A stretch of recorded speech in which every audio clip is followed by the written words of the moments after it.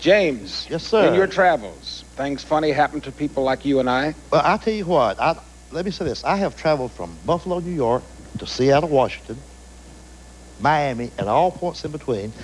And I've come to the conclusion that what's wrong with this country is giant cookies. That's right. Those big cookies, you get them at the mall. Yeah. You got one cookie, size of a hubcap, cost $8. That ain't right. Until a few years ago, a cookie was like yay big. Get a whole bag of them for $1. Right. As a little kid, I'd be getting ready for school. My mother would say, Junior, that was me. You want a cookie in your lunch? I said, yeah, that'd be good. Now mother says to her child, son, you want to take a cookie to school with you? And he says, yeah, if I can get somebody to help me carry it. It's just not the same. I'm unaware of those cookies. I haven't seen any of those big in the ones. mall where they have those big cookies? No, I've seen the big suckers that last for a month. Oh, do they? Yeah. Oh, they got cookies. It's bigger than a pizza. Still get them by the bag. I would like to meet the guy who, one morning, they sell zillions of these. Some guy had to wake up one morning and say, I got an idea. Let's make a cookie bigger than a wheel. Somebody had to think of that, but it's working. James. Yes, sir. Tell me something I'll say this. I don't really feel out of place. I know I'm a comedian out here with all these great songwriters and entertainers, but, I started out as a songwriter. I wrote a song back in 1974. It was called Get Out of the Meatball Daddy, because we're coming to a fork in the road. And I carried around, and nobody had any interest in it. And the flip side was a good one. It was Cut Off Your Toenails, Mama, because you're tearing up our sheets. And both of those songs, nothing happened. Nothing happened. And I said, well, I better do something, so I got into comedy. But I wanted to be a songwriter. And you don't happen to have a tape on those with you, do you? I'm looking for material. No, I think I had only 2 copies, and I think my mom's got those. She got it framed.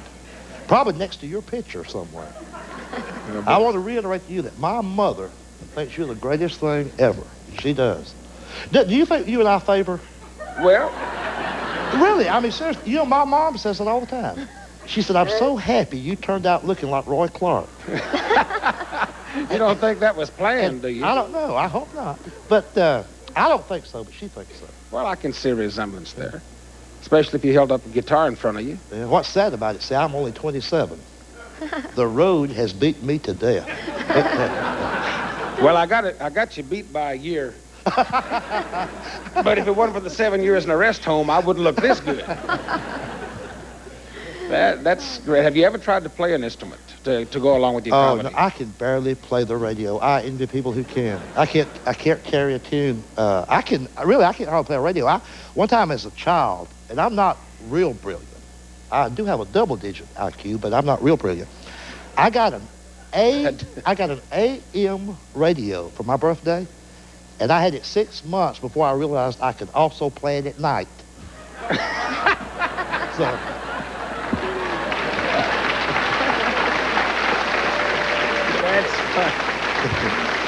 Your humor plays right into that, talking about one of the great American pastimes, and that is family and friends just hanging out. Oh, yeah. And we don't have enough of that anymore, I don't think. Socializing. Yeah. Fellowship. Yeah. Eating.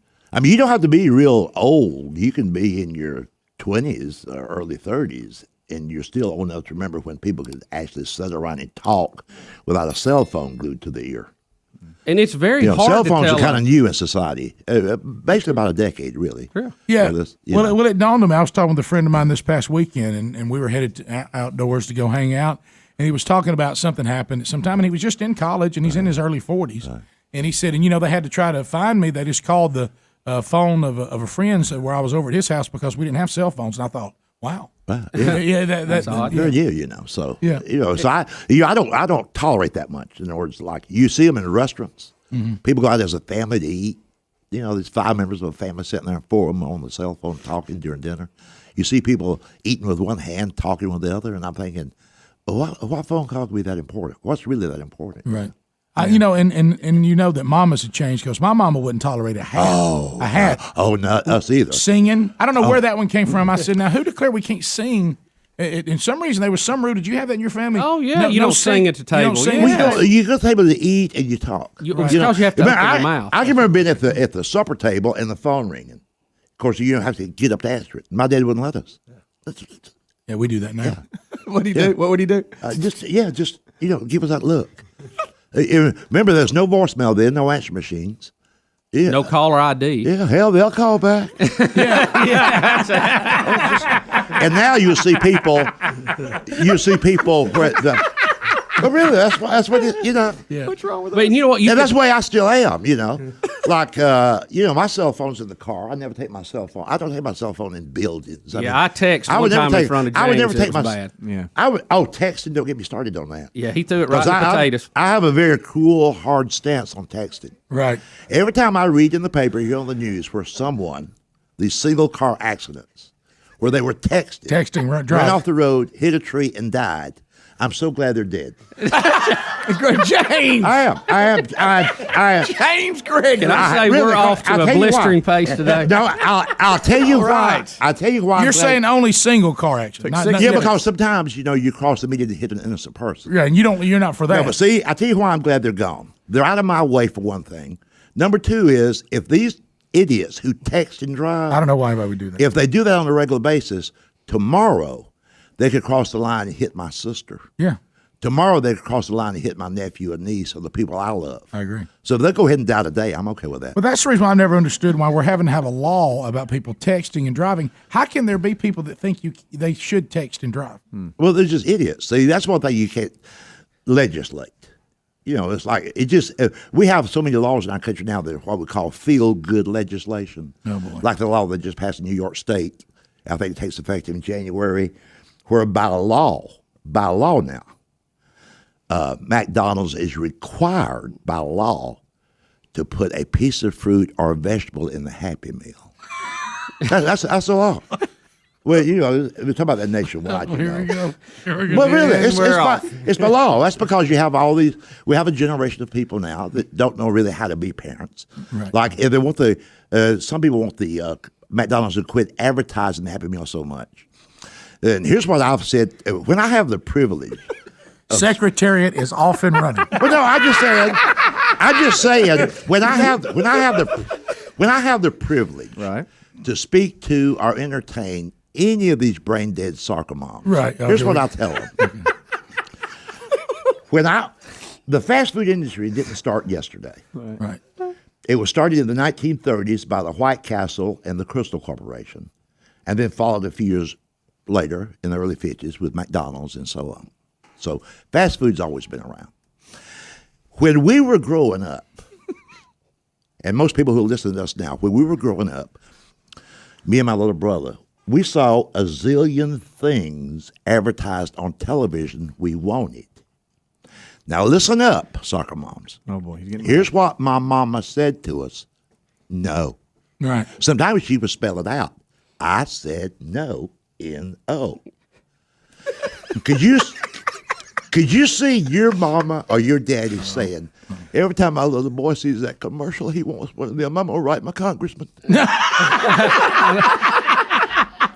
So that's how far we've come down the slope as a country. Our guest is the funniest man in America, James Gregory, and we're glad to have you here. Now, And I say that I'm so proud of you for saying America. A lot of these guys will say, funniest man in the world. I said, no, I haven't been overseas yet. Okay. As a matter of fact, I think there's a Chinese guy funnier than me. I think his name is Wingtip Shoe. I think I've heard him. Yeah, it's just this country that I've got the market of. Yeah. Now a lot of the comics, they make movies, they obviously do concerts, and they go into albums. Now, you did an album a while back. How'd that Yeah, that was on the Epic label called It Could Be Law, I Don't Know. We had great hopes for it. Called what? It Could Be a Law, I Don't Know. That's my catchphrase. Okay. And we had it out on CDs and cassettes. People ask me all the time, did it ever sell, Mm-hmm. And I would go on these TV shows. I said, no. I said, sales suck, And they said, well, why? You're funny, you got this big following. I said, well, first of all, I don't think anybody even knew it was in the stores. Mm-hmm. I think the record company kind of, but I'm not blaming them. Mm-hmm. See, I got the kind of life that you can't promote.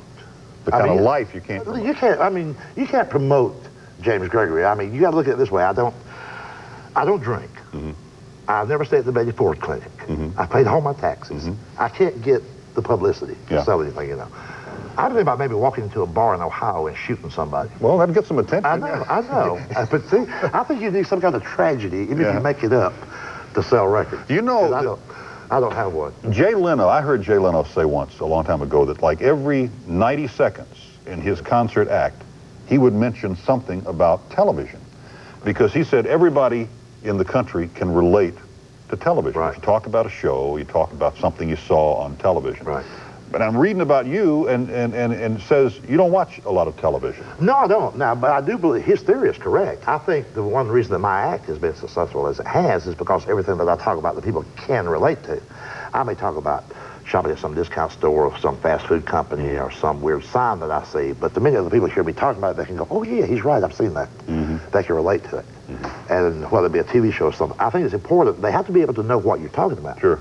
And say, yeah, he's right. Yeah, I know what he means. They're saying this subconsciously.